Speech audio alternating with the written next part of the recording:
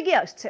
দেওয়ালে দেওয়ালে লেখা হবে রং বেরঙের নাম, ফেস্টুন আর পতাকা ঝলমল করবে বাতাসে।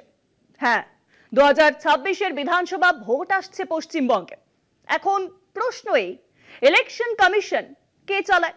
না, কমিশনার নয়, ইলেকশন কমিশন চালান স্বরাষ্ট্রমন্ত্রী অমিত শাহ।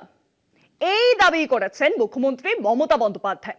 এরই পাশাপাশি ভোটার তালিকা সংশোধনের নির্বাচন কমিশনের পাঠানো ডিক্লারেশন ফর্মের কিছু শর্ত নিয়েও কড়া আপত্তি জানিয়েছেন মমতা। দীঘা থেকে এক সাংবাদিক সম্মেলনে তিনি বলেন, 1987 থেকে 2002 সালের মধ্যে যাদের জন্ম, শুধু তাদের তথ্যই কেন চাওয়া হচ্ছে? তাহলে তার আগে বা পরে জন্মেছেন যারা, তারা কি বাদ পড়বেন? মুখ্যমন্ত্রী আরো বলেন, ফর্ম ভর্তির সময় বাবা মায়ের বার্থ সার্টিফিকেট জমা দেওয়া বাধ্যতামূলক করা হয়েছে, যা অনেকের পক্ষে পাওয়া সম্ভব নয়। মমতা আশঙ্কা প্রকাশ করে বলেন, এটা কি এনআরসি চালুর প্রস্তুতি? জনগণকে সতর্ক করে মুখ্যমন্ত্রী বলেছেন, আপত্তিকর কিছু থাকলে ফর্ম ভর্তি করবেন না। এভাবেই প্রতিবাদ গড়ে তুলতে হবে।